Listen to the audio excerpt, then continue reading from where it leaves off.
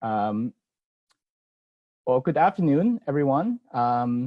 Good afternoon, Senator Tammy Duckworth, Congressman Ted Yoho, our distinguished guest speakers, my fellow Thai American Samaki Coalition board members, and ladies and gentlemen.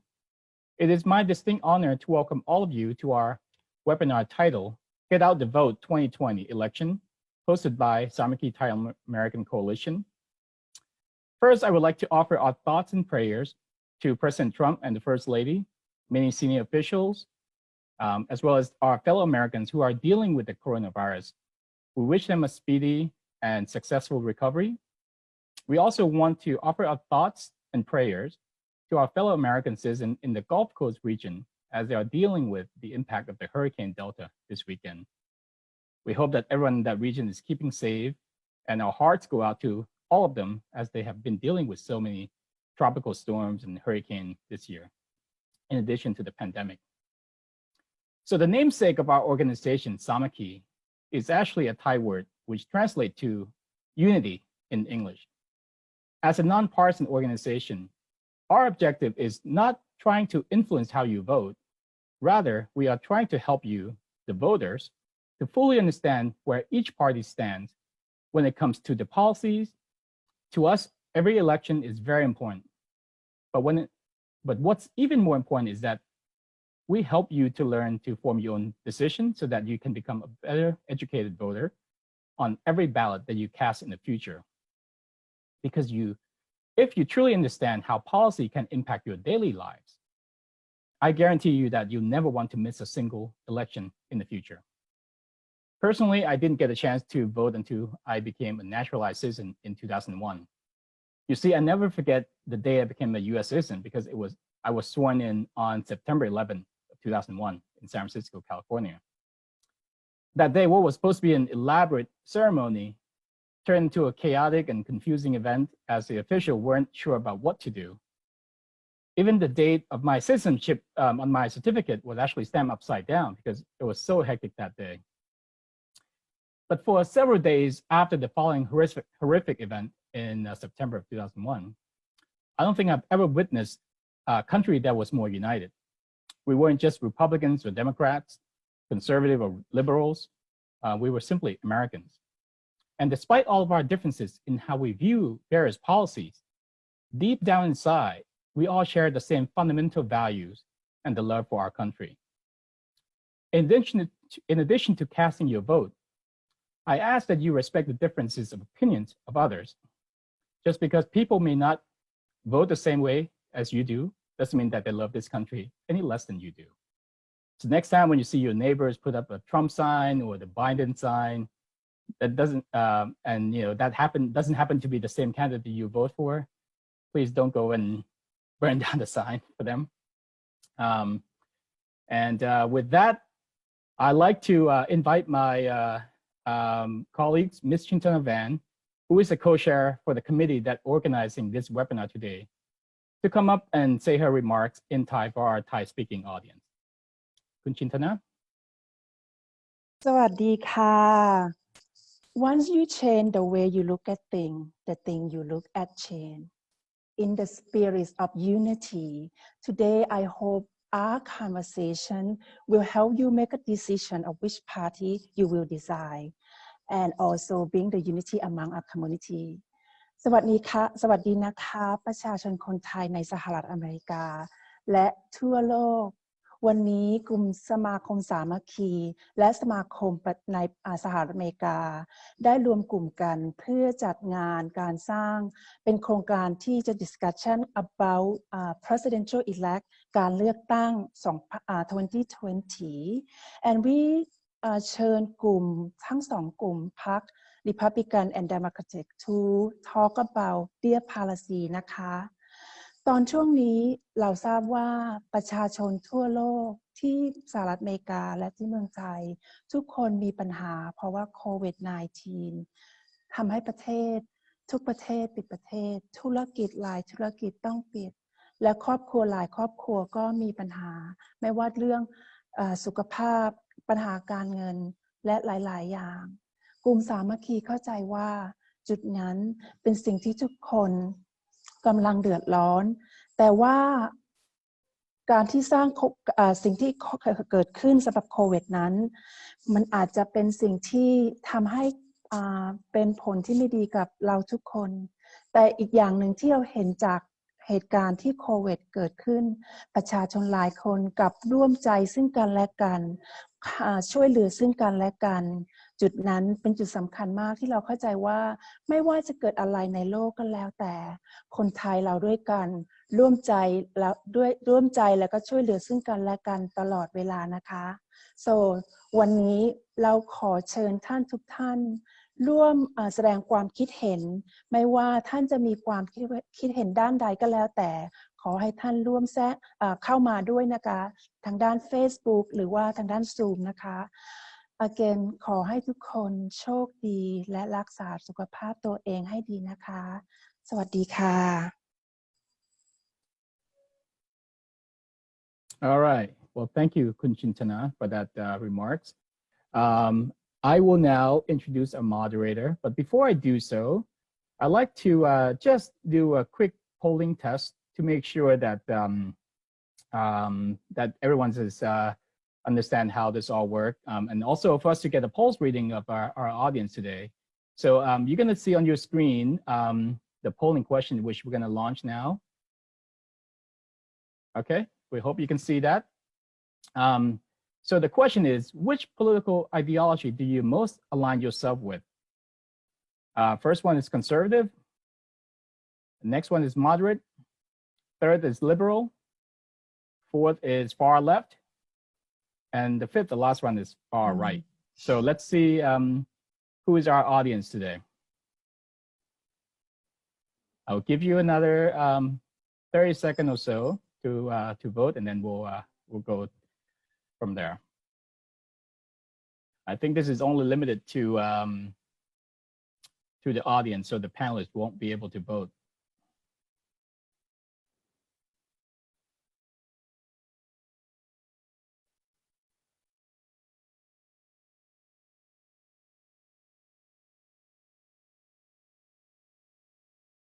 All right, and that's our polling. I'm going to end our polling. So the result of our polling, which political ideology do you most align yourself with? We have 45% of our audience are moderate and 55% are liberal. So we are middle left today. So our friends in the Republican Party will have to do some work on that. All right. So with that, I'd like to now introduce our moderator and translator for today. Our moderator today is Mr. Floyd Maury. Floyd is a lifelong public servant, community leader, and a trailblazer for the Asian American community. Floyd's first assignment in the public service was when he served as the mayor of the city of Pleasanton in California. Then he went on to serve as the State Assembly for California from 1975 to 1981. And Floyd was also active Asian American community, where he served as an executive director in the Japanese American Citizen League, or JACL, and most recently as the CEO of Asian Pacific American Institute for Congressional Study. Floyd has recently retired from APICS in 2018, and both he and his beautiful wife, Irene, are now residing in the birth state of Utah, where he has since sharpened his golf game quite a bit. So if you get to play a round of golf with Floyd, you'd be wise to make sure that you ask for some strokes. And for our translator today, we have Miss Watsamon Ajarin, or Kunmint. Kunmint is a journalist at Voice of America in DC. She is kindly volunteered to help provide summary in Thai for our Thai speaking audience. With that, I'd like to turn it over to Floyd. Ian, thank you very much. It's a very big honor and pleasure to be with you all today. It's a nice, beautiful, sunny day here in Utah. Good for fall and good for discussing getting out the vote for this coming election. As Ian mentioned, I spent some time in elected office myself.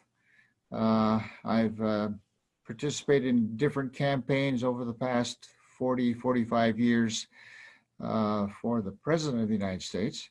And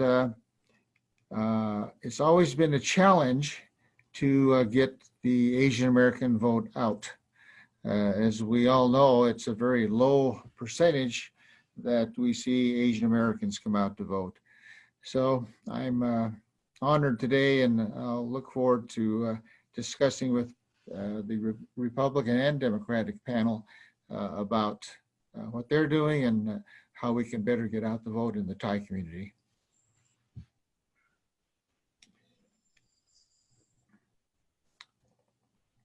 Shall I turn over to Mint for introduction? All right. Good afternoon, everyone. And my name is Wasamon Atarit. I'm known as Mint as well. I'm a journalist based in Washington, D.C. and mostly have been covering in a lot of issues like politics, human interest, and of course, as the election is coming close soon, my interest has been on the people's decision on the voting as well.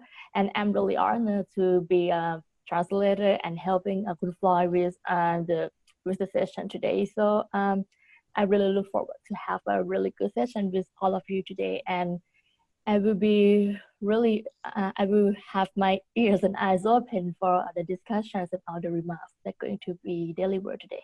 Thank you. So Ian, should we just go along? Do you want any further discussion? I think you can, maybe you can go ahead and get started, and then you can introduce our first speaker, Congressman Ted Yoho. You bet. It's my honor to introduce the keynote speaker for the Republican side, Congressman Ted Yoho out of Florida. He has been in the Congress for many years, and we look forward to having him give us an idea of what the Republicans have in mind this year. Congressman Yoho.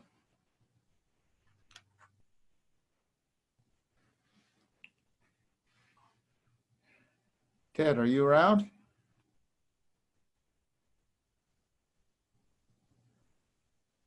He's on, but let me see if I can get him to come on.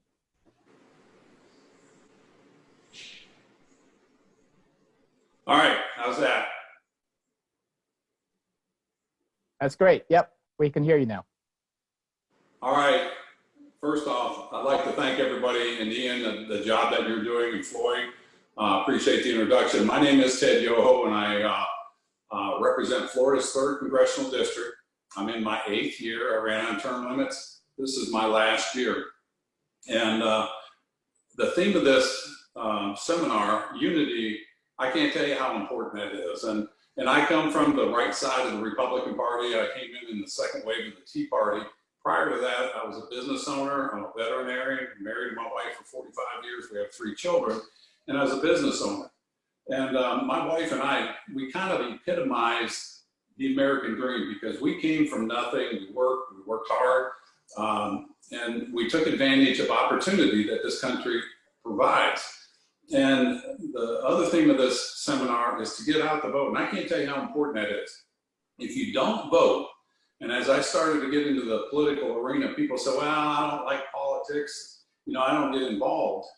And I heard an old guy say, you know what, if you don't get involved, you're going to be influenced by politics, somebody else's or yours. And so it's important to be engaged in the process. And as Ian brought up, he brought up a saying that I say all the time. When you look at America, and I commend the Thai community in America to be on this call. And if you think about what this country represents, and I guess I would tell you for the last 8 years, I've been on the Agriculture Committee because of my background in veterinary medicine, and on the Foreign Affairs Committee, and I chaired the Asia Pacific Subcommittee last Congress, and I'm the ranking member of this Congress. To get a different perspective of the world and the way the world looks at America, one of the most compelling things I saw, we were in Indonesia, Malaysia, we've been to Thailand, Laos, you know, all over the ASEAN bloc of nations. And we had several of the ambassadors said that when we founded our country, whether it was Indonesia or Malaysia, and they had their independence, their founders could have picked any system in the world. any system in the world of governance, the UK, Russia, you know, you name it. But they chose the American government form, and they'd never been here, but they had studied the founders and the ideology. And that, at that point, just drove home that America is bigger than a presidency. It doesn't matter who's in the White House. It's bigger than a Republican or a Democratic Party. It's not conservative or liberal. It's the American ideals that obviously brought the Thai community here, or so many other communities around the world, to come here because of the form of government for the first time ever that empowered the people. And if you look at the document, the Declaration of Independence, I think it speaks highly when you see Ho Chi Minh, when they founded Vietnam, read the Declaration of Independence. The document is near perfect as man can make. That doesn't mean America is perfect. We've had our flaws, and we still have those flaws, and we're not a perfect country by any stretch of the imagination. But you compare that governing system where the government grants, acknowledges that our rights come from a creator, and that they're there, we give the government our consent to be governed. And the power is in we the people. And so to get out the vote, as Ian said, and I talk to people all the time, I don't care what your politics are. Look at the situation that we're trying to correct. Whether it's immigration, whether it's starvation or healthcare, look at those situations and keep politics out of it and focus on the mission. And that's been one of my biggest, I guess, enlightenment when I went to Washington, but it's also been one of my biggest frustrations because politics gets thrown in there on both sides, and I've probably been guilty of it myself. And I look back, and those don't serve anybody. So I look forward to this dialogue. And before I sign off, I want you to understand what our founding fathers said. In order, as Ben Franklin came out of Constitutional Hall in Philadelphia, he was asked, what form of government did you give us? And he was talking, a lady had asked him, he said, ma'am, a republic if you can keep it. He forewarned us that it was going to be difficult. And I know Thailand's having issues right now, as several other countries around the world. Then James Monroe and John Adams, and Thomas Jefferson, they all said the same thing, basically saying that in order to have a republic, it's going to take a well-educated electorate, that people are disciplined and they have a certain amount of responsibility to keep government in check. And so with that, I look forward to this dialogue. I look forward to your questions. And thanks, Ian, and I'll turn this back over to you. All right. Thank you so much, Congressman. Loy, I'll let you introduce the next speaker.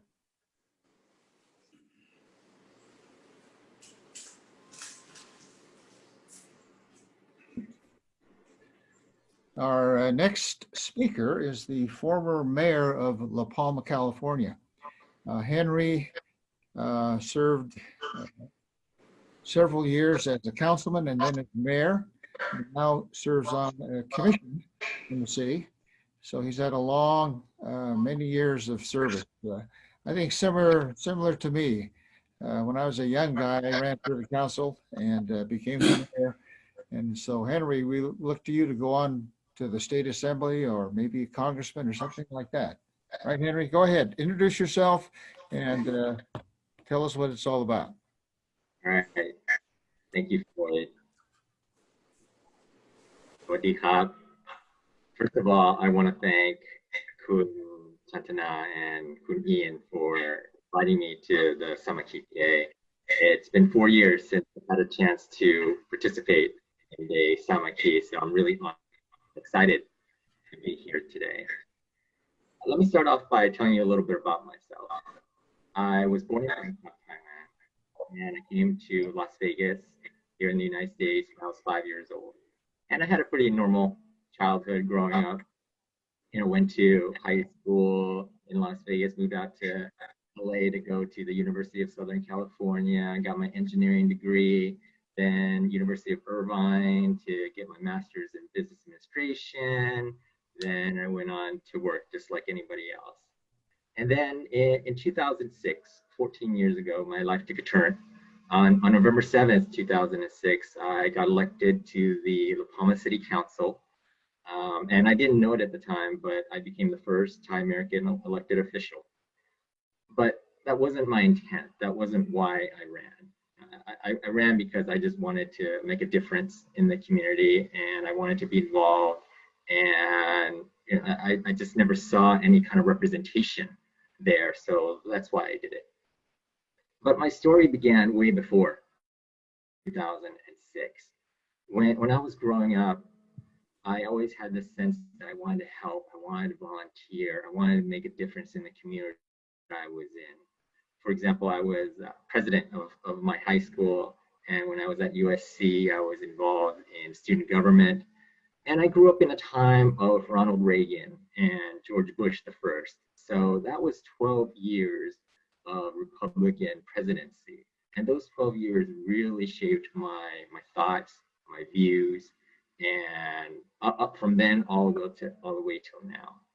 So when I ran for city council back in 2006, and when I was thinking about it, you know, I was asking my friends, should I run for office? Should I do this? And they said, no, don't do this. Why are you going to do this? You're going to lose. And I said, okay, let me go talk to my family. Let me go talk to my parents. I'm sure I'm going to get support and backing from them. So I called my parents and I said, hey, I'm going to run for city council. What do you think? They said, what are you doing? Don't do it. Don't do it. You're going to lose. Nobody's won. It's going to be embarrassment to you and our family and to me.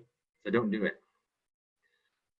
So I was extremely discouraged that both my friends and my family didn't want me to do it. But after pondering about it, you know, I was thinking, just do what I want to do, follow my gut, don't listen to the naysayers, even if they are your family, and do what you want to do. And if I end up losing, that's fine. And because if you don't succeed, try again. And if you don't try at all, your chance of winning is 0%. So I'm glad I disobeyed my parents. And I had a great 8 years on the city council.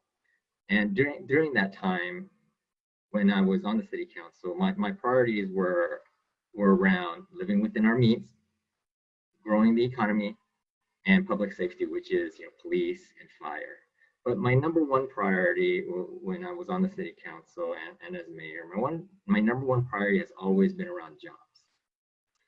To me, jobs is the most important thing in our lives. And it's probably one of the most important things and priorities in your life too. I mean, if you think about it, you and I, we both identify with our jobs. When somebody asks you, what do you do? You say, I am. I am a businessman. I am a lawyer. I am an entrepreneur. I am a doctor. You say, I am. That is you. That is a piece of you. You don't say, my job is, right? So our job is our identity. So we want the best job possible. And in some cases, we just want a job. There's a lot of people out there right now who don't have a job. 12.5 million unemployed nationally right now. It was 20 million at the peak of the coronavirus. And I'm very familiar with the unemployed because of my day job. You know, I'm currently the executive director for LA Care, which is a health insurance provider, and it's for Medicaid health care. And Medicaid is, for those who don't know, it's for the disadvantaged and the low income citizens here in LA County. And you know, as executive director, I get to work with a lot of these members. There's 1 million of them actually. And to qualify, just to give you an idea, to qualify for Medicaid free health insurance, you can only make $15,600 a year for a single person. Think about that. $15,600 a year. Think about if you can live off of that. And those are the type of people that, you know, we need to look after and take care of. So as part of my job, I always think about, okay, how do we get them off the streets? How do we, for those who don't have a home, how do we give them food so that they don't go hungry? So we try to come up with all of these ideas, right? Okay, let's do these handouts. Let's go to the shelters, help support the shelters. Let's go help the food shelters.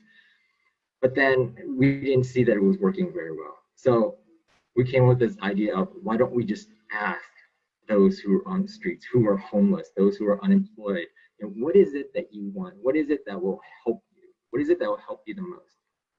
And the answer we got was kind of surprising. They said what they really wanted was a job.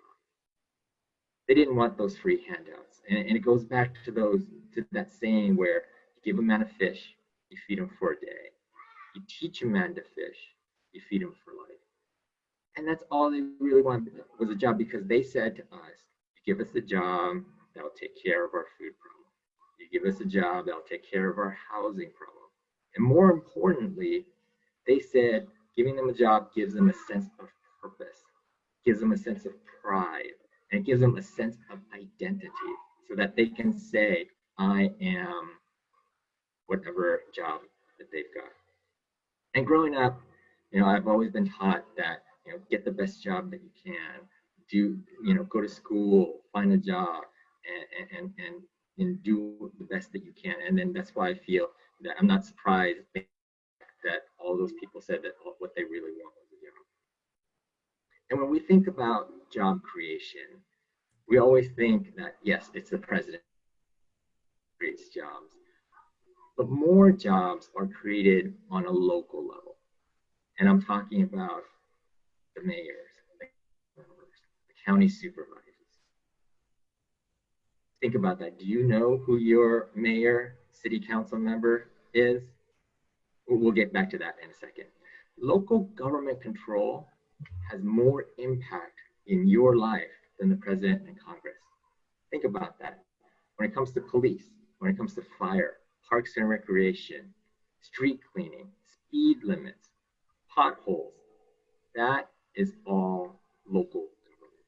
Even schools. For those of you who have kids, think about schools is controlled locally too. So I currently serve on the school board. I was elected to the school board after I served my 8 years as mayor and city council. And this year I'm serving as president of my local school board.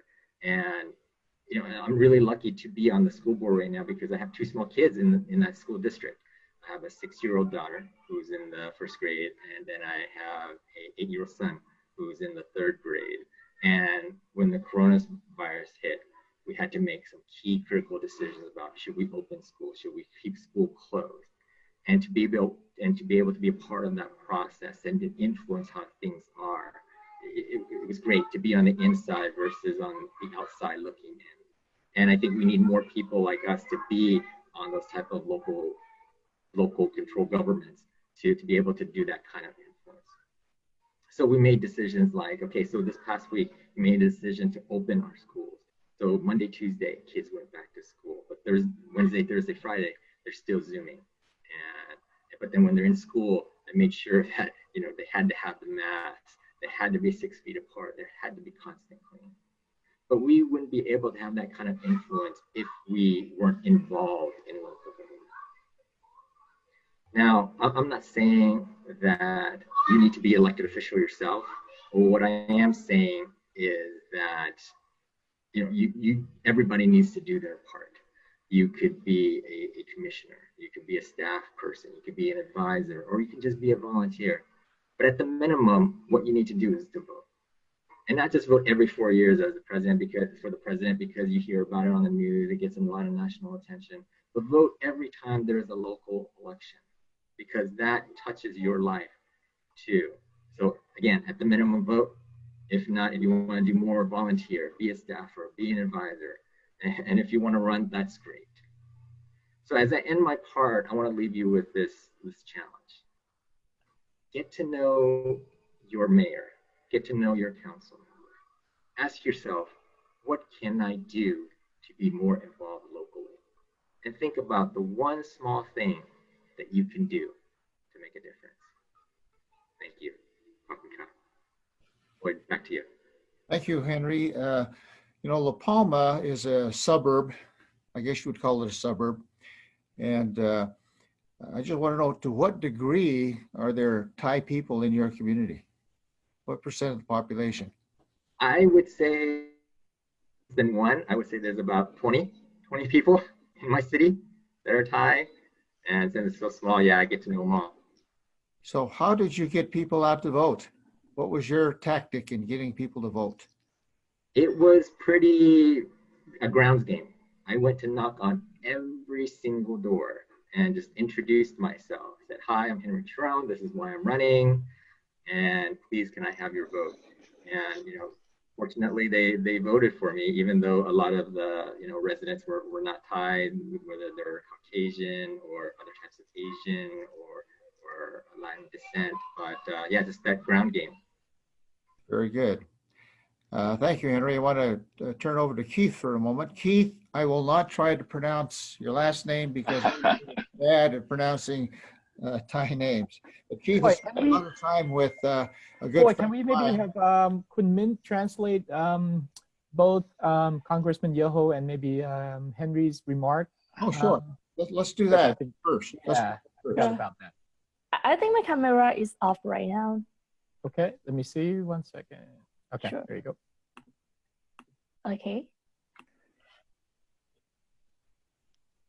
โอเคค่ะสวัสดีค่ะก็เดี๋ยวจะขออนุญาตสรุปพาร์ทของคุณเท็ดโยโฮแล้วก็คุณเฮนรี่เจริญนะคะเป็นภาษาไทยค่ะก็คุณเท็ดโยโฮนะคะเป็นนักการเมืองอเมริกันค่ะก็คือเป็นสมาชิกวุฒิสภาของจากรัฐฟลอริดาค่ะจากเขตที่3ก็คือจาก Third Congressional District ค่ะซึ่งก็เป็นสสมาตั้งแต่ปี2013หรือว่าก็เป็นมา7ปีแล้วนะคะตัวของคุณเท็ดเองค่ะก่อนที่จะมาเป็นสสเนี่ยก็เคยทำก็เคยทำงานหลายอย่างมาก่อนก็เคยเป็นนักธุรกิจด้วยแล้วก็ในสปีดของคุณเท็ดค่ะก็บอกว่าถ้าเกิดว่าเราไม่ได้ออกมาใช้สิทธิ์เลือกตั้งหรือว่าถ้าเกิดว่าเรารู้สึกว่าไม่อยากจะมีส่วนร่วมทางการเมืองเนี่ยแต่ว่าถึงเราจะแต่ถ้าเกิดว่ารู้สึกอย่างนั้นเนี่ยมันก็เหมือนกับว่าเราจะทำให้การเมืองเนี่ยเข้ามามีอิทธิพลของเราโดยที่เราไม่ได้ตัดสินใจเพราะฉะนั้นการเลือกตั้งเนี่ยค่ะก็คือเป็นหนึ่งในวิธีที่เราจะมีส่วนร่วมทางการเมืองได้แล้วก็เป็นสิ่งที่เราจะสามารถสร้างการตัดสินใจทางการเมืองได้ถ้าเกิดว่ายังคิดไม่ออกนะคะว่าในเรื่องการเลือกตั้งเนี่ยเราควรที่จะใช้การตัดสินใจอะไร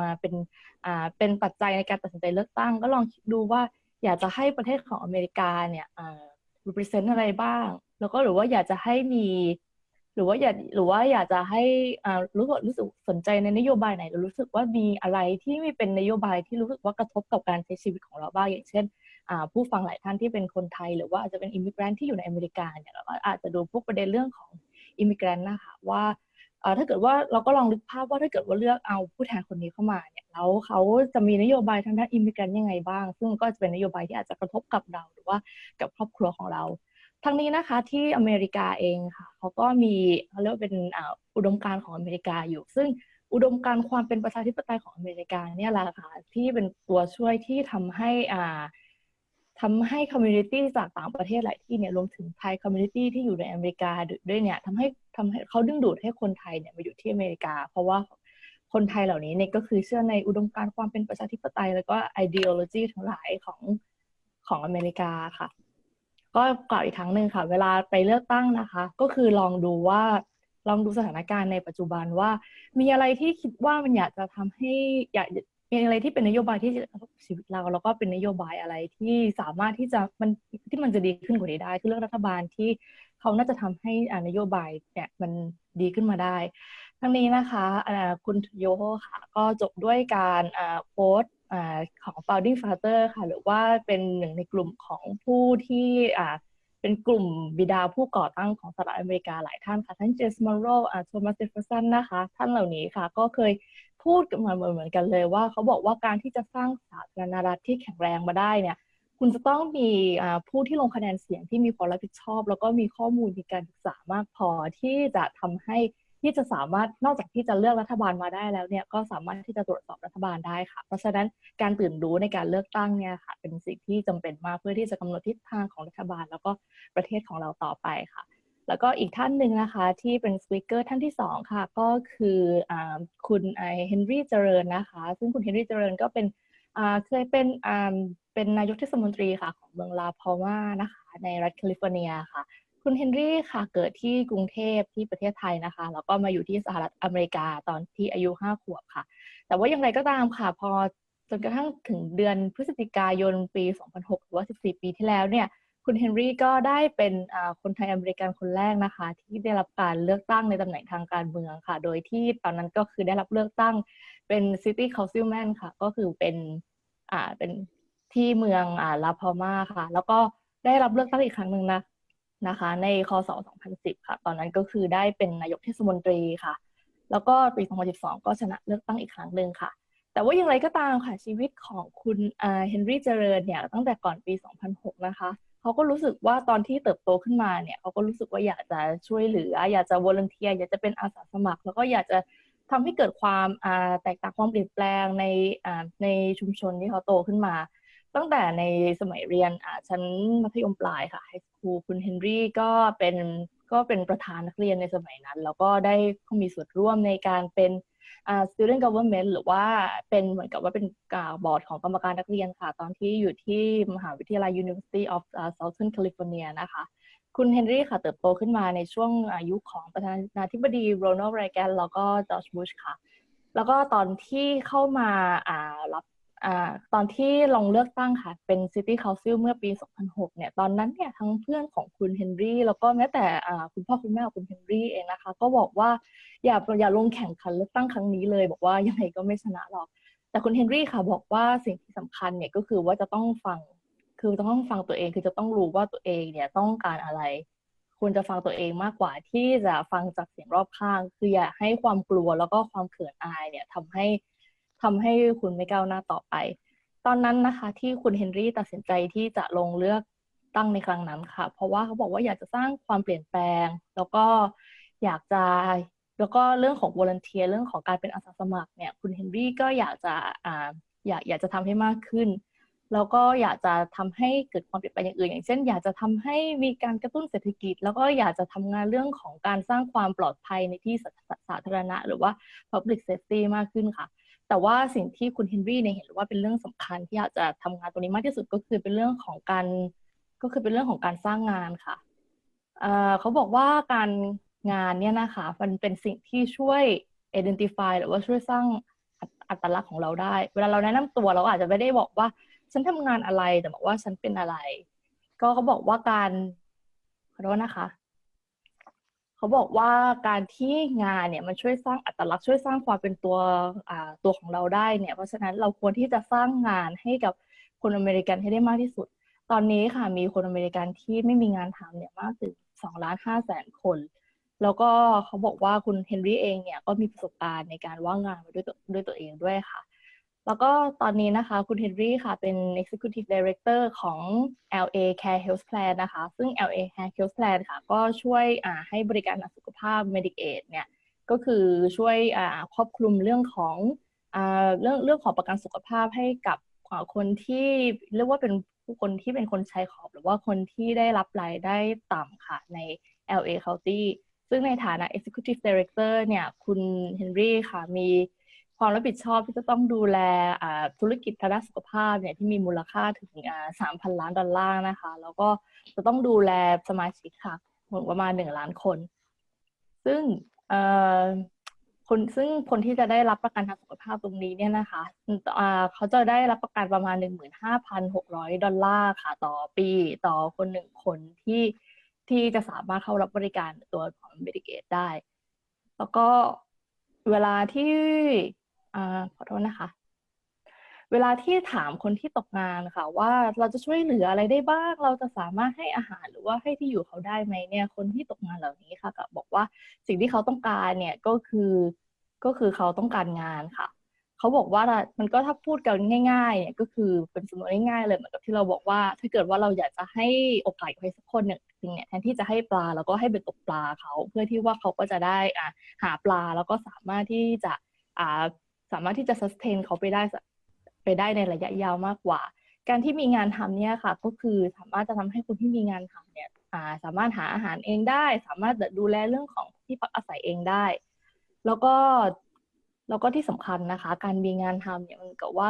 มันการให้เป้าหมายแล้วก็ให้ความภูมิใจแล้วก็เป็นการสร้างอัตลักษณ์ของตัวตนของคนคนหนึ่งนะคะ คุณเฮนรี่บอกว่าคุณพ่อคุณแม่ของเขาเองนะคะก็สอนเขาค่ะว่าให้มีงานดีๆทำซึ่งเขาก็เชื่อว่าการที่มีงานดีๆทำเนี่ยค่ะมันก็จะมีความหมายกับทุกคนปกติเราก็อาจจะคิดนะคะว่าการทำงานเนี่ยอาจจะเป็นหน้าที่ของใครเป็นหน้าที่ของประธานาธิบดีหรือเปล่าเป็นหน้าที่ของสภาคองเกรสหรือเปล่าที่จะช่วยสร้างงานให้กับคนในประเทศแต่ว่าสิ่งที่สำคัญที่สุดนะคะในส่วนที่สำคัญที่สุดที่จะช่วยสร้างงานขึ้นมาเนี่ยกลับเป็นในส่วนของ local level ค่ะก็คือเป็นในส่วนท้องถิ่นก็เป็นในส่วนของนายกเทศมนตรีหรือว่า council member หรือว่า county supervisor ค่ะเขาบอกว่ารัฐบาลส่วนท้องถิ่นนะคะมีส่วนในการสร้างชีวิตมีส่วนร่วมในชีวิตประจำวันของคุณเนี่ยมากกว่ารัฐบาลส่วนกลางอย่างประธานาธิบดีหรือว่าจากคอนเกรสค่ะเขาบอกว่ารัฐบาลส่วนท้องถิ่นนะคะมีส่วนทั้งในเรื่องของตำรวจหรือเรื่องของการจัดการอัคคีภัยหรือว่าแม้แต่ดูแลสวนสาธารณะเนี่ยพวกนี้ก็คือมาจากทางรัฐบาลที่เป็นรัฐบาลท้องถิ่นหมดค่ะก่อนที่คุณเฮนรี่นะคะได้อยู่ในบอร์ดของเมืองลาฟาม่านะคะก็คุณเฮนรี่ค่ะก็บอกว่าก็ได้จัดการเรื่องของการศึกษาด้วยเช่นกันแล้วก็คุณเฮนรี่ก็ทิ้งท้ายค่ะว่าการที่เข้ามามีส่วนร่วมทางการเมืองแล้วก็การที่มีส่วนร่วมทางการเมืองทั้งในระดับทั้งไม่ว่าจะในระดับไหนเนี่ยไม่ว่าจะเป็นในระดับรัฐบาลหรือว่าเป็นในระดับท้องถิ่นเนี่ยมันก็จะช่วยสร้างความแตกต่างให้กับบ้านเมืองแล้วก็การเมืองของเราได้ค่ะเขาบอกว่าการที่จะมีส่วนร่วมทางการเมืองนะคะไม่จำเป็นที่ว่าจะต้องมาเป็นไม่ว่าจะเป็นที่จะต้องลงการเลือกตั้งเหมือนกับที่คุณเฮนรี่ทำค่ะก็คุณสามารถที่จะทำอะไรก็ได้ค่ะเป็นตั้งแต่คอมมิชชันเนอร์เป็นที่ปรึกษาเป็นเจ้าหน้าที่หรือว่าเป็นอาสาสมัครเนี่ยก็สามารถทำได้เช่นกันค่ะแล้วก็ที่คำถามแล้วก็คุณเฮนรี่ก็มีคำถามทิ้งท้ายค่ะว่าคุณเนี่ยจะสามารถทำอะไรเพื่อที่จะมีส่วนร่วมกับรัฐบาลท้องถิ่นได้แม้แต่เรื่องที่เล็กที่สุดค่ะคุณก็สามารถที่จะทำได้เพื่อสร้างความเปลี่ยนแปลงเช่นกันค่ะค่ะ I think that's it Okay. Thank you, man. Very good. Now let's go back to Keith. Keith has been an advisor to Michelle Steele, who's a good friend of mine. And what I'd like to know, Keith, is how did you get into that situation, being an advisor to somebody like Michelle Steele?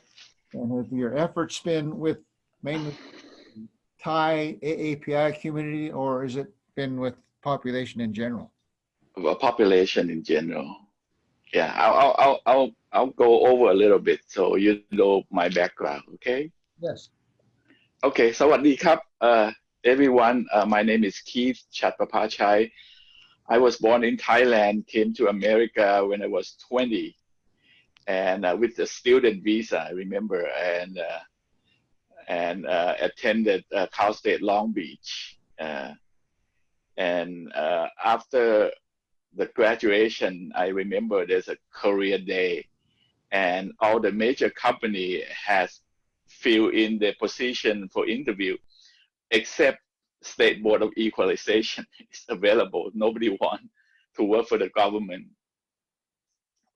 This is in 1985, and so I signed up, and I was fortunate to be accepted as a tax representative for the State Board of Equalization, working in Santa Ana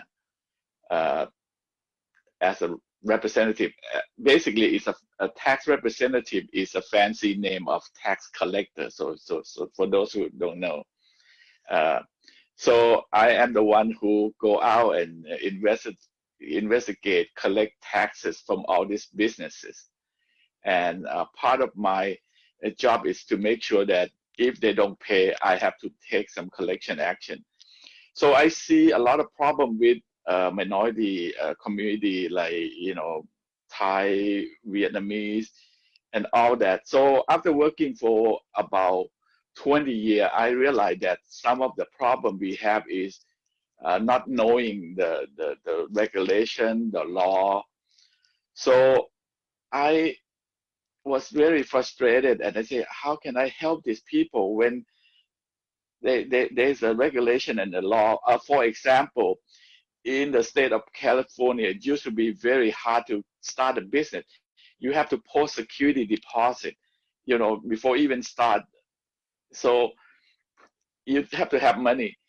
So after working for 20 years, and some of them I have to involve with criminal, major tax evasion, involved with the police. So after working for the state for 20 years, I decided to join the LA County Sheriff Department as a reserve deputy.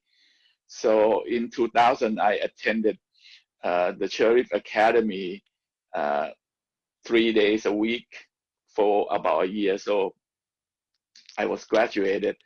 And Floyd, you're not the first one who have problem with pronouncing my last name, okay? Because at the drills, instructor, he saw my last name. He said, "Wow, what is this? It's too many C, too many P. So I'm just gonna call you CP from that point on." But so I have to explain to them the Thai last name normally is long because we cannot use like John Smith. Everybody John Smith in America. The only time that you can use someone's last name is if you're related or you have the permission of that person to use it. So every time you create a Thai last name, you have to add another syllable to it. So my last name is adding to it from a short one. So imagine the king last name is probably 3 sentences long, so nobody can copy it. So this is a sideline. Okay, when I graduated from the academy, I was able to do patrol at a Cerritos station for about 15 years. Now I realize that working as a criminal law enforcement aspect and with the tax aspect, there's no way I can help people more. So I reached out to the State Board Equalization member, Michelle Steele. She was a member of the Board of Equalization overseeing Orange County and part of LA. So she was hesitant to hire me in the first place. So she said, "Keith, you want to come with me and help the community, minority community? I will have you on a trial for a month or so." I remember a month. If you're doing good, then I will hire you permanently. So that's when I got started. So I was able to tell her all this problem of business people problem that they have. And she taught me so many things. She said, "Keith, all the law and regulation, they were not written on the stone. So everything can be changed, amended, or eliminated. But you need to have people to support you or support her to make those changes." So during her tenure, 8 years at the State Board of Equalization, she was able to change a lot of things at the State Board. For example, she eliminated all the security deposit for the first-time business owner. So you don't need to post security deposit. The seller permit is free. And second thing, she also eliminated interest and some penalty. For example, if you're late paying your sales tax for 1 day, you will pay the interest for the whole month. And she made that change. So she did a lot of good things. And also she refunded over $400 million in the security deposit with the State Board with no interest. They just keep the security deposit until you close your business or you're in our business, then you'll be refunded. And so this is the thing that she have changed. And now she's running for Congress, 48 districts. So if anybody in her district, please vote for her. Another thing that I want to emphasize is that Thai community does have problem or needs like any other minority, but we just don't have representation because people don't believe in getting involved with politics. Same thing with my family. My mother and parents always say, "Hey, you need to be a doctor, you need to be a lawyer, you need to be a business." They cannot imagine me working for civil service for 30 years now. I retired. But I want to emphasize to the Thai community that a career in politics is very good. It's very honor and it's earn good money, good pension. You can add Ted or Floyd that now I retire, I receive my pension every month without working. But on the other side, on the volunteer thing, I work for the LA County Sheriff Department as a volunteer.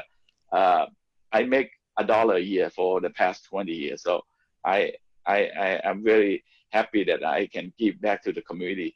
So in summary, I want to make sure that the Thai community realize that in order to change things, you need to participate in this political arena, and they still sometimes have the thinking in Thai society that politicians sometimes are corrupt. But if we don't have politicians to make changes, things never gonna get better. So please get out and vote.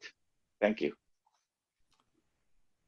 Thank you very much, Keith. Appreciate your words.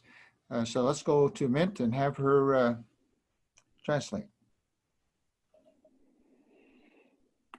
ค่ะก็คุณคีธนะคะก็เคยทำงานกับคุณมิเชลสตีลค่ะก็คือตอนคุณคีธเนี่ยก็คือมาที่อเมริกานานแล้วก็คุณคีธก็คือย้อนกลับไปค่ะตอนที่ตั้งแต่ปี1995ที่คุณคีธเนี่ยก็คือเริ่มต้นทำงานเป็น tax representative ค่ะ tax representative เนี่ยถ้าเกิดว่าพูดง่ายๆเลย1985ครับ1985ขอโทษค่ะถ้าเกิดว่าพูดง่ายๆเลยเนี่ยก็คือเป็นผู้ที่รวบรวม tax ค่ะเป็นคนเก็บภาษีนั่นเองค่ะก็หน้าที่ของคุณคีธนะคะก็คือออกไปดูค่ะออกไปดูตรวจว่าจะมีใครที่จะต้องเสียภาษีบ้างแล้วก็คอยไปตรวจสอบสวนเรื่องเบื้องหลังของกรณีการเสียภาษีต่างๆค่ะซึ่งในประสบการณ์การทำงานของคุณคีธนะคะก็รู้สึกว่าการปลุกกลุ่มคนที่รู้สึกว่ามีจะมีปัญหามีประเด็นเรื่องของการเสียภาษีเนี่ยจะเป็นกลุ่มคนที่เป็นกลุ่มคนชนกลุ่มน้อยในสหรัฐค่ะอย่างเช่นกลุ่มคนไทยหรือว่ากลุ่มคนเวียดนาม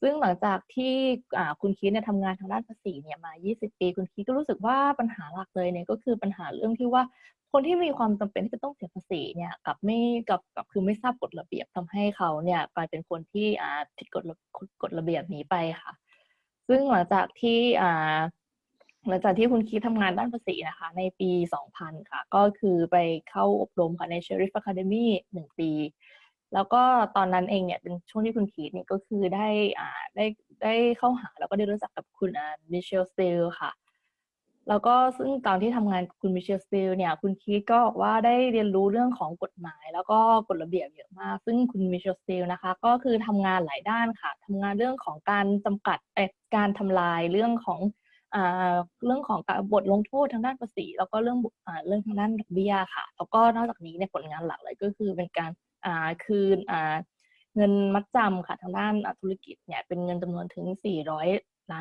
นนะคะขณะนี้คุณมิเชลสตีลเองเนี่ยก็กำลังที่จะไปก็กำลังแข่งขันลงเลือกตั้งค่ะเพื่อที่จะไปอยู่ในสภาในฐานะเป็นตัวแทนจากในรัฐของเธอค่ะซึ่งในความเห็นของคุณคีธนะคะเขาบอกว่าปกติเนี่ยคนอาจจะไม่คิดว่าการทำงานในการเมืองเนี่ยจะเป็นเรื่องที่ดีอย่างตัวของคุณแม่ของคุณคีธเองก็บอกว่าอยากจะให้คุณคีธเป็นคุณหมอเป็นนักกฎหมายเป็นทนายหรือว่าทำงานด้านธุรกิจแต่ว่าคุณคีธค่ะอยากจะเน้นว่าการทำงานในด้านการเมืองเนี่ยจริงๆเป็นเรื่องที่ดีคือนอกจากที่จะช่วยมี contribution มีการให้กับสังคมแล้วเนี่ยเขาบอกว่างานทางด้านการเมืองจริงๆเนี่ยก็คือมีรายได้ดีแล้วก็รายได้บำนาญหลังเกษียณเนี่ยค่ะก็ดีก็บอกว่าคุณคีธค่ะก็เน้นย้ำตอนท้ายค่ะว่าถ้าเกิดว่าต้องการที่จะสร้างการเปลี่ยนแปลงเนี่ยมันมีจำเป็นมากเลยที่จะต้องมีส่วนร่วมในพื้นที่ทางการเมืองค่ะเขาบอกว่าในมุมมองของคนทั่วไปเนี่ยนักการเมืองเนี่ยอาจจะดูว่าเป็นอาชีพที่โกงหรือเปล่าแต่ว่าในความเป็นจริงนะคะถ้าเกิดว่าไม่มีนักการเมืองค่ะเราก็ไม่สามารถที่จะสร้างความเปลี่ยนแปลงอะไรได้แล้วเพราะฉะนั้นสิ่งที่จำเป็นมากค่ะจะต้องออกมาเพื่อลงคะแนนเสียงเพื่อมีส่วนร่วมทางการเมืองแล้วก็สร้างความเปลี่ยนแปลงค่ะ So I think we've seen I have anyway, differences as generations come along,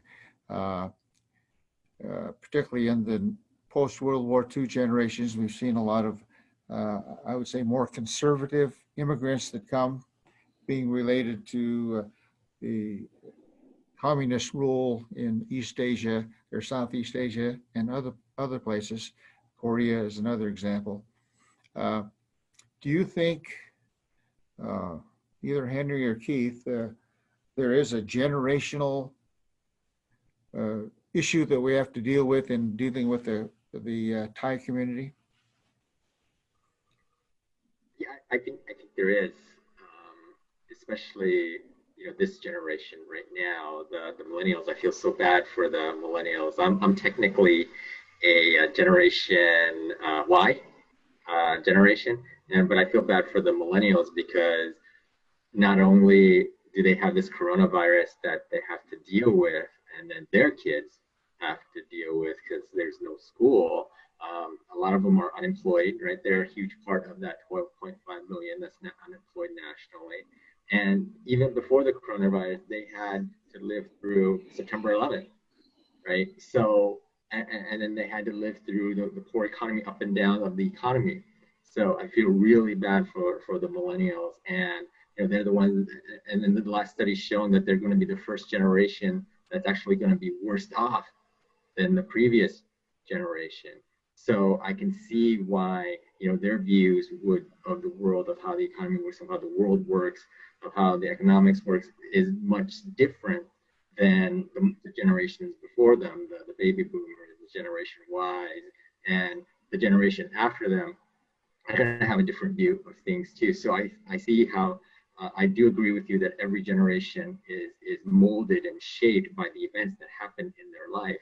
And this generation, the millennials, are going to be much different in the way that they think versus every other generation before them. Keith, you have any observations on that?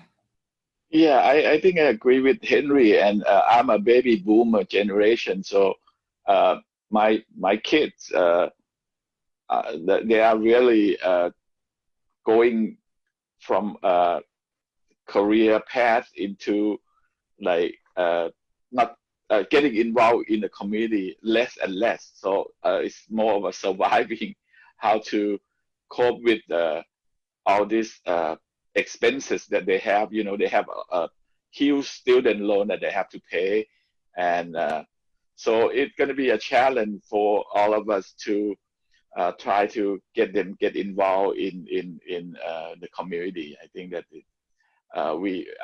Samaki Coalition is set a good example. I think that is a direction, the right direction to go to. Congressman, I'd like to get your views on that. You're an outgoing congressman. You've got to deal with a new generation. Sure. How do you get your message to them that they need to be involved, but maybe even more particularly engaged in some of the issues that are important to you? That's such a great question, and it's one when we talk to our younger groups. Get involved. You don't have to get involved as a U.S. congressman, but you can help on a campaign. You can do something to help get the vote out. I think in our last probably 5 or 6 presidential elections, we've had not higher than 60%, most of them about 54 to 55%. So you've got 55% of the people, and probably half of that is split Democrat, Republican, that are determining the direction of the country. Keep in mind what America represents from what I said in the beginning. Keep in mind why that first generation of immigrants, whether it's Thai, Vietnamese, Cuban, whatever brought those people to this country. And I think it's very interesting right now to see the Cuban Americans and the Venezuelans rallying against what's going and being espoused in another party that I don't represent, because they see the fear of socialism. And when you elect government to do more for you, government has more control in your life, whether it's education, healthcare, the job market. And so I truly believe in those words of Ronald Reagan, that government often gets called to solve the problem, but most of the time government is the problem. You know, when you look at regulations that drive up the cost of a house, the cost of a car, cost that, not that all regulations are bad, but sometimes they're overburdensome to the point where you can't even start a business. And this was something interesting when I started kicking around the idea to run for the US Congress, and I'd never been into politics. I'd never been to a town hall meeting. I voted. I started asking successful business people, if you could start over again today, could you reach the same level of success? All but one out of probably over 100 said I couldn't even get off the ground. And it was, they said it was the government rules and regulations, and then the tax structure that drove businesses overseas, and then trade policies like NAFTA. And so we can solve those things, but I want to go back to the very basics. What is the government supposed to do? It's well defined in the Constitution. If you want free health care for everybody, change the Constitution to where it says the government will provide this. Don't have the political fights where they pit this group against that group. And this is what you as a voter have in your hands. When you go to these town hall forums, they're going to promise you all kinds of things. And ask the candidates, is this constitutional what you're promising me? Are we going to change it? Get them to stay with the basics, because the basics is really what's made this country what it was. It was our core values, our founding principles, and the Constitution. Those things together give opportunity. And if we start letting government override what they're supposed to do, then you get a lopsided government, right? And we've had a struggle with Article 1. Article 1 is where you have the power, and Article 2 is where the president is supposed to execute. The House has the power. The power. Article 2 is Section 3. The president is supposed to faithfully execute the laws of the land. If we get that out of kilter, you've got a lopsided system. And I can tell you now, being in Washington, as you asked me, after 8 years, it's hard to say we have government by we the people. And I'll give you an example. You know, we know when the Affordable Care Act passed, that was Miss Pelosi and the Democrats in the back rooms coming out in a partisan way, not bipartisan, and said, here's a bill that nobody read, and they passed it. My party, last Congress, brought a 2,200-page bill out at 11:30 at night, and we were supposed to vote on it at 1:30. And for 8 years or 7 years, we have been railing against the shame that the Democrats did, brought a bill nobody read. My side did the same thing, and I challenged them and I called them out. And so when you have a small group of people, and it's just like what's going on with the COVID relief or the PPP extension, you have Miss Pelosi with Steve Mnuchin. Mark Meadows will be there. Kevin McCarthy's not in those meetings. And I'm not sure Mitch McConnell is. They're going to bring a package to say, here's your bill. That's not the way it's supposed to. It's supposed to go through the committees. We're supposed to vote on it. We approve it. We have our debates there, and we make it a better product that we can all get behind and support. And then my personal experience on the Foreign Affairs Committee last Congress, we had a bill. It's called the BUILD Act, that generated the United States International Development Finance Corporation. That thing passed, and everybody said it's not going to pass, it's not going to work. But we worked that strategically, and we engaged outside groups like the One Campaign to where we had bipartisanship in the House. We had Democrats and Republicans very supportive. Then we worked bicamerally in the Senate. We had Republicans and Democrats. And this was a bill that we kept politics out because it was a bill that was best for the foreign policies of America. Those are how you get things done. And if they would have done that with the Affordable Care Act and brought people together and focused on what we're trying to accomplish, healthcare for the American people, we could have done that. And so when you hear people say they're just going to vote Democrat the whole way or Republican the whole way, I would be real cautious of those people. Keep in mind that when I went up there, my first vote was against my sitting Speaker of the House, John Boehner. And what I saw was a lack of leadership and vision for this country that should be articulated 15, 20, 30, 50, 100 years down the road. Our long-term vision in Congress today is what we're going to do December 11th when the funding of the government runs out, we need leaders that look at problems that this country faces for all people, that will go ahead and they will address those. We can't do what's best for the Asian community, Asian American community, or the Hispanic American community. We need to do policies that are best for America, because if the policy's best for America, everybody wins. And so I hope as you go to the polls, look at what these people are promising you, but then look at what's best for your country and the next generation, because we have been afforded the prosperity that's been passed to us. It's our responsibility to make sure we take what was handed to us and we make it better for the next generation. Thanks. Okay, let me ask follow up. You said, Mr. Congressman, that we pass bills that are good for the people, but if the people are not represented, and I'm looking at cases now, they're often forgotten. Right. Now we have the fastest growing segment in the country are Asian Americans. And I got to turn this up. I'm not hearing you. The fastest growing segment in our country are Asian Americans. Right. And we have a president that continues to use racist type comments that have a very major impact upon Asian Americans. You may not think so, but it's having a very violent effect upon Asian Americans, not just Chinese, but across the board, Japanese, Vietnamese, whatever.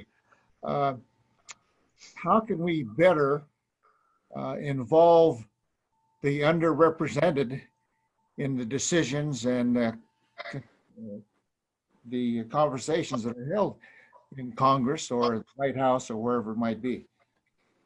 I think, through editorials, things like that, your groups. I was going to ask you to give me an example. The one that would probably come up is the Chinese flu. Without getting into that debate, it sometimes pains me what the president says. We've talked to his staff, and I had one of my supporters, and I hear it from my supporters all the time, my Republican supporters, Democrats, they just want him out of office. But the Republican says, I like what he's doing, I don't like how he says it. And I had a person tell me, and he put it in good perspective for me, and I hope this helps. He goes, have you ever watched the Olympic figure skating competition? I said, no. And he said, they have 2 scores they get. One is for artistic ability, and one is for technical ability. He goes, President Trump probably gets an 8 to a 10 on technical, but he needs a lot of work on his artistic side. And we laughed, and he goes, but I didn't hire him for his artistic. I wanted him to get things done. And so when you keep that in perspective, you kind of have to take the whole package. Yes, he could be more unifying, and I wish he was, but I can tell you, he has got the heart of America that he believes in so much. And I think that was very well illustrated when the first 3 years, when you looked at the unemployment, the success in all demographics, and it's a tough job. So I would like to see, to answer your question, I think we as members of Congress pass on what we hear from our constituents, editorials, talk shows call in, and remind him that he doesn't represent a certain segment of America. You represent all of America. And we had the opportunity to have President Obama come into the Republican conference. And somebody asked him a question. He goes, well, I can't do that. My conference doesn't support that. And I got thinking that was a funny statement, because does he represent just a Democratic conference, or is he the president for all of America? And I think this is a short-sightedness or the difficulty of the task illustrated how to encompass everybody. And let's just hope and pray that the next leader will and do a better job at it. Okay, thank you. Keith or Henry, any comments on those questions? You go first, since I went first last time. Okay. Yeah, I think that I agree with Congressman Ted that President Trump is it has to be doing a better job of wording, and because a Thai community, I have received several hate incidents that we were in the middle of, they call that we are Chinese virus also. So I think that President Trump has to be careful of his wording, but I think he is doing a great job for our country, and lower taxes, and economy is doing well, except during the COVID. Yeah, thank you. Well, thank you, gentlemen, for your comments. I think one of the things that becomes emphasized is that we can't depend upon the other guy to represent us. We have to be there to represent our community. So we Right. with Henry and Keith getting involved and engaged in the political process because you're there. You're at this table. And you can voice the concerns and the needs of the Asian American, Thai American. So thank you very much for your comments, Ted. We're happy to have you on with us today. I know it's a busy time, so we appreciate it.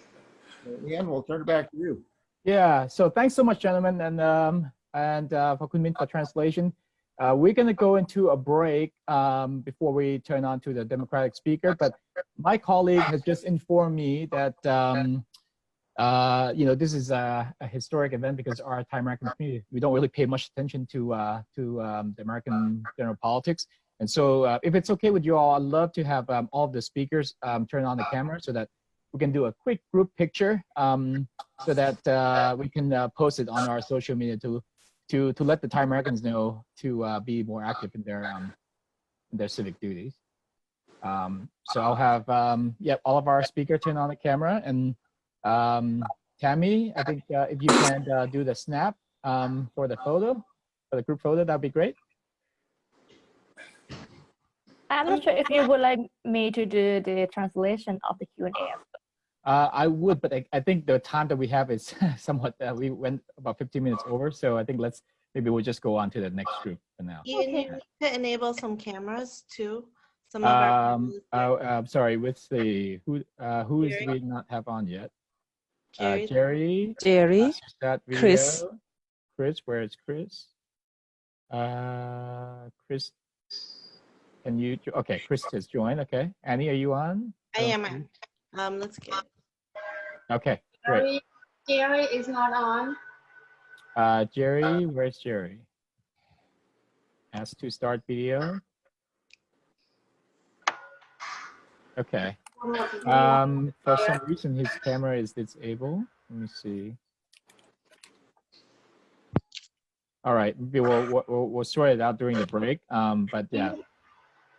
All right. Go ahead and just take a picture, Tammy.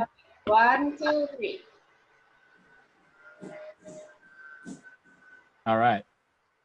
Great. So now we're gonna take 5 minutes break, and then just to get people stretch, bathroom break or whatnot, and we'll resume in about 5 minutes or so. Thank you.